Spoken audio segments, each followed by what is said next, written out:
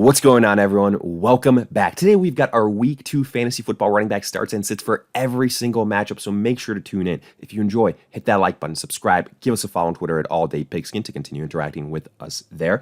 Let us hear in the comments section your thoughts along with any other questions you guys might have. We will do our best to answer them all.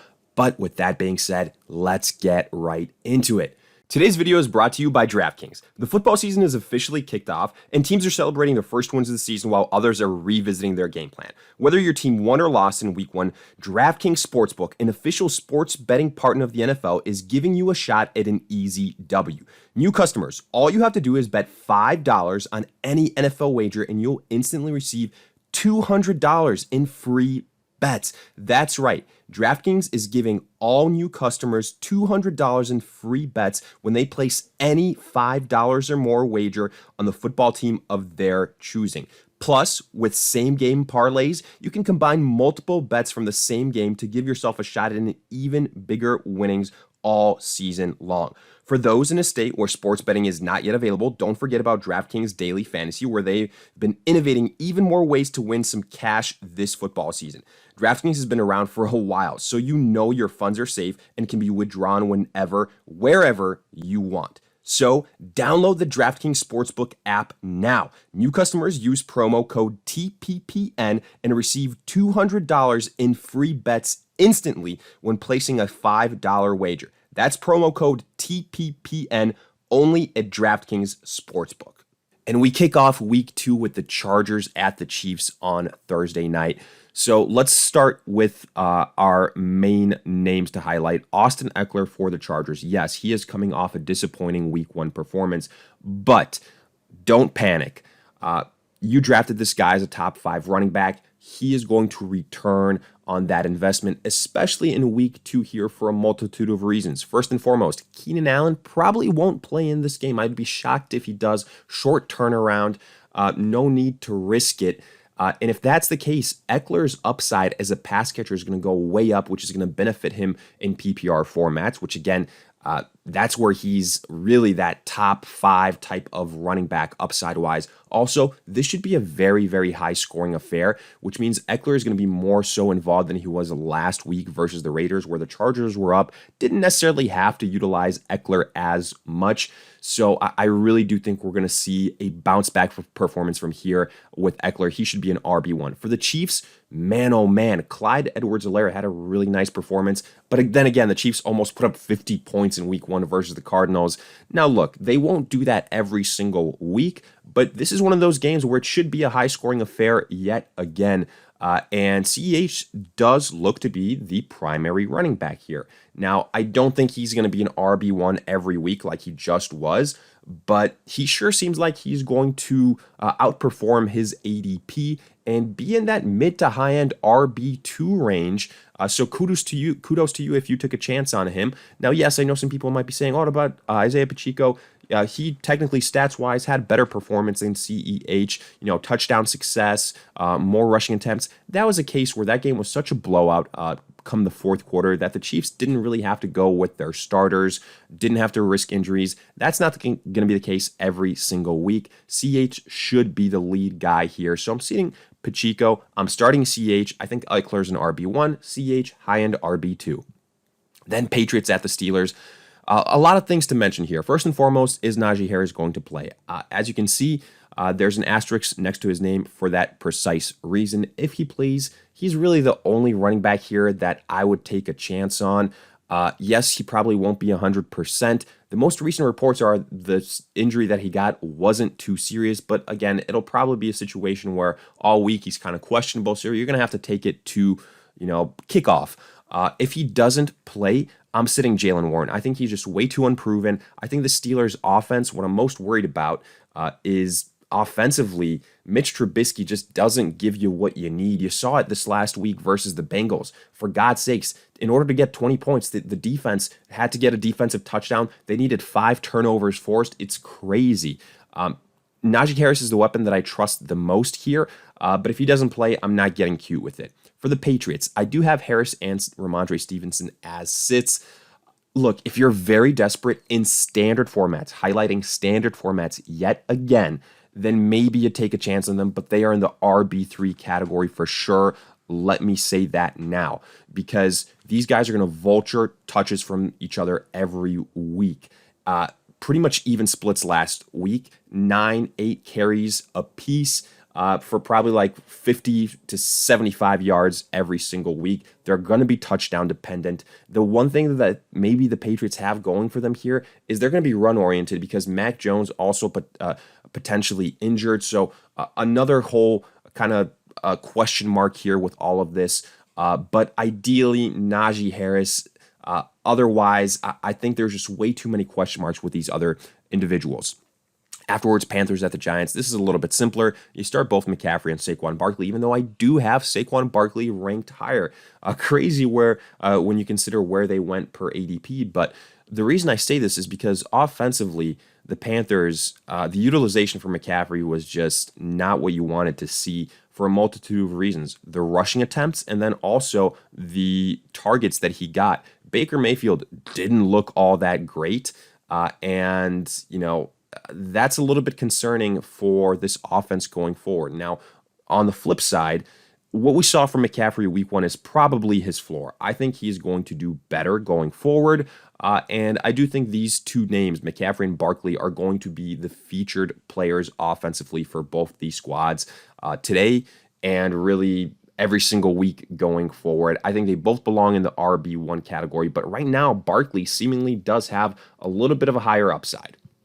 Then Jets at the Browns. I'll start tentatively both Jets running backs, Carter and Breece Hall. But similar to what I said with Damian Harris and Ramondre Stevenson, only in PPR formats.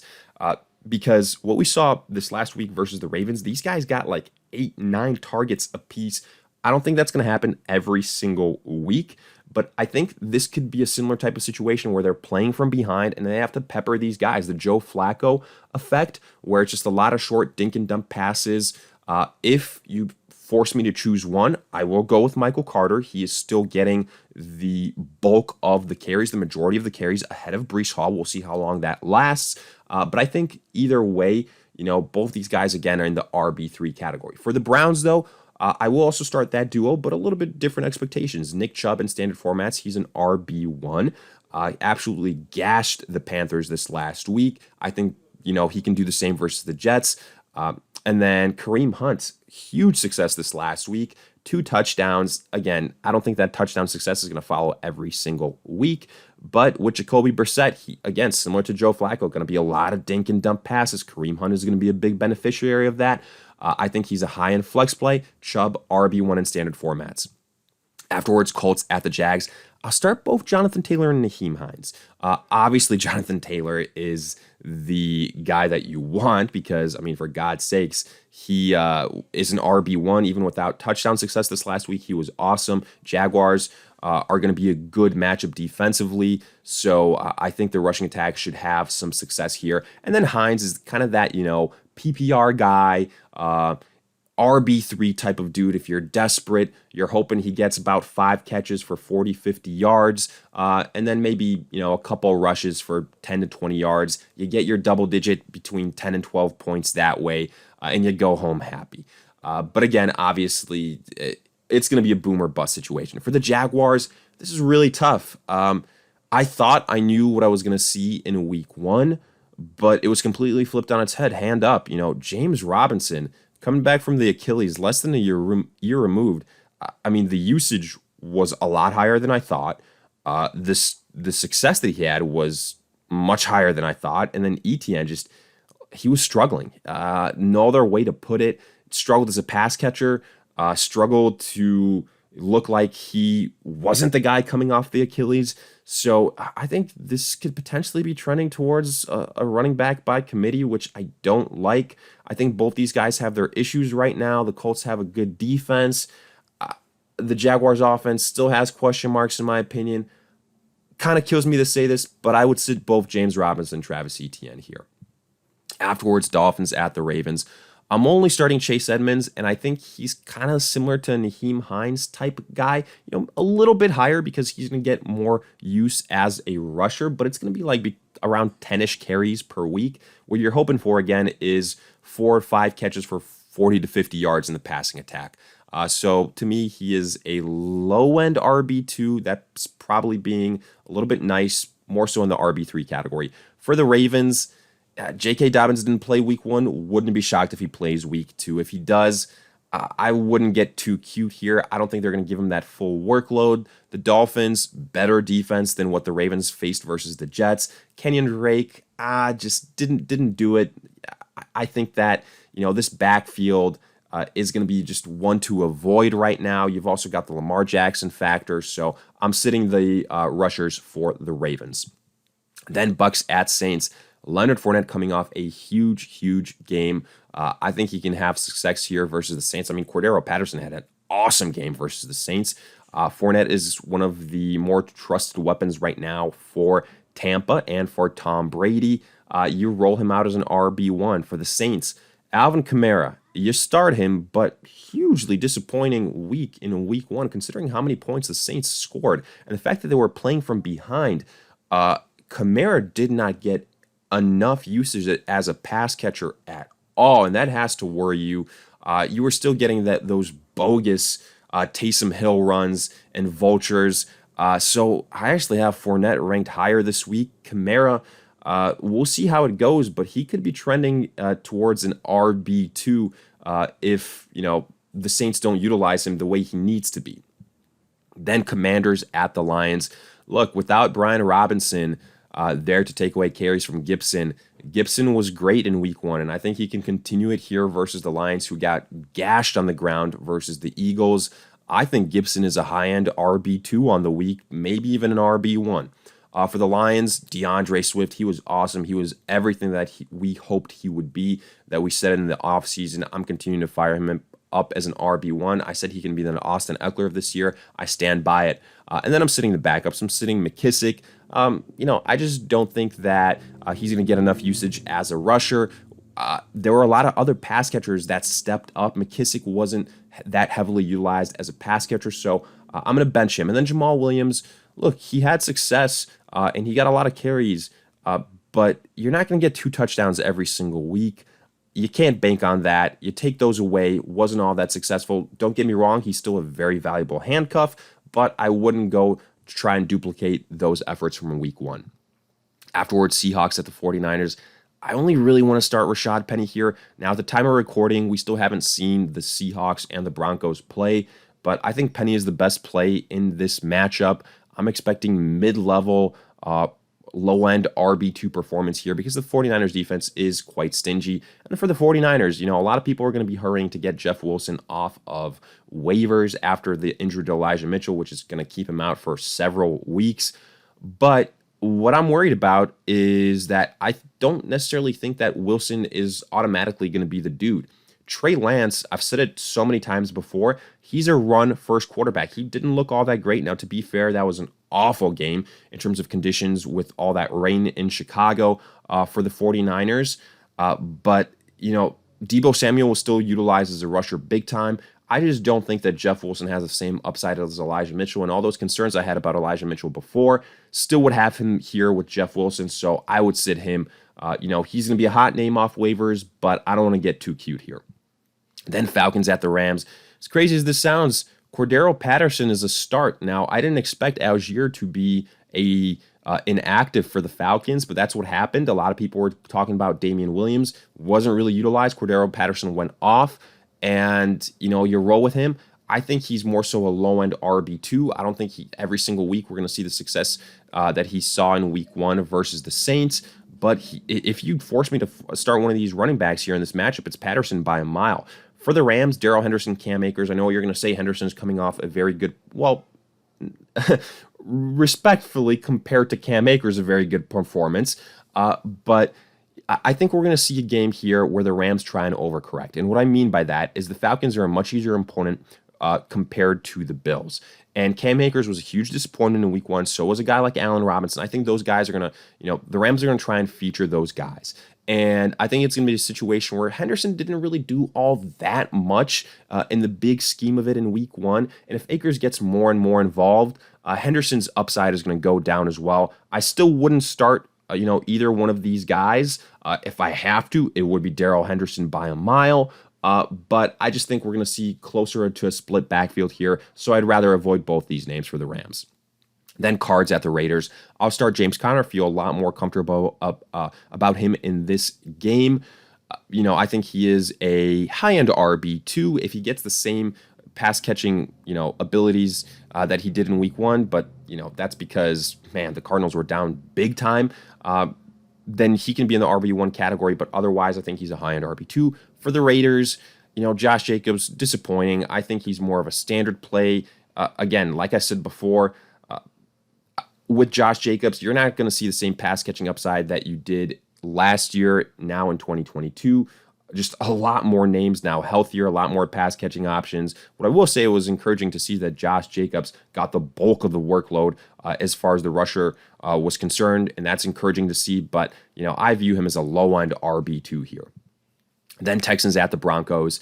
Javonte Williams, Melvin Gordon, I will start both of those guys. I think this is another favorable matchup. Again, at the time of recording, Broncos still haven't played, but I think this is a good matchup versus the Texans. Both Naheem Hines and Jonathan Taylor had success. I think both Williams and Gordon can too. I have both of them in the RB2 category. For the Texans, look, I know people are probably going to be clamoring about Rex Burkhead, that he outrushed Dameon Pierce, and then he got a lot of pass catching work. We've seen this situation before. It's going to be up and down. There's going to be some weeks where Burkhead blows up and is all right, but I don't want to bank on Burkhead. Dameon Pierce was a disappointment. I think this is a tough matchup. I would rather sit both of these guys, honestly. Then Bengals at the Cowboys. I'll only start Joe Mixon. He had a great week 1 performance. I think that he can carry it over into week 2. He's an RB1 for me. For the Cowboys, though, the big thing here is you're probably shocked. Both Zeke and Tony Pollard as sits, but the reason Dak Prescott is hurt, folks. He's going to miss probably 6 to 8 weeks. That's a huge blow for this entire offense. The offensive line for the Cowboys takes another hit. I just think this becomes way too one-dimensional of a team.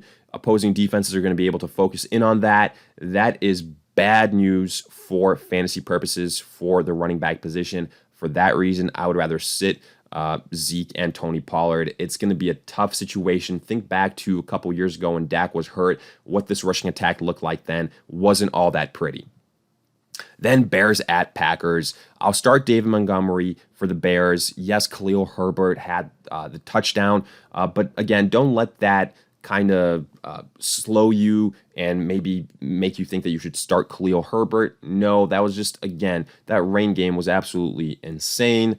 Montgomery still got the pass catching work. He's still the guy to own here. I have him as a low to mid-level RB2 on the week, and Khalil Herbert, I'm sitting, he's a handcuff. For the Packers, Aaron Jones, A.J. Dillon. Jones was disappointing last week, but so was the entire Packers offense. But same thing happened last year, and then the Packers went absolutely hot, crazy. Guys like Aaron Jones and all the others bounced back. I think that's what we're going to see here. I have Aaron Jones as a low-end RB1, A.J. Dillon. We'll see what that usage continues to be, the split here. I think he's in the RB2 category, low-end RB2. If Allen Lazard plays or doesn't, that could affect the pass-catching upside for both these guys. But again, I prefer the Packers running backs here. Then Titans at the Bills. Derrick Henry, I will start him. A little bit disappointing, but he got monster usage. Just didn't necessarily have as many yards, touchdown success as you wanted. But you still got to start him. He's an RB1 in standard formats.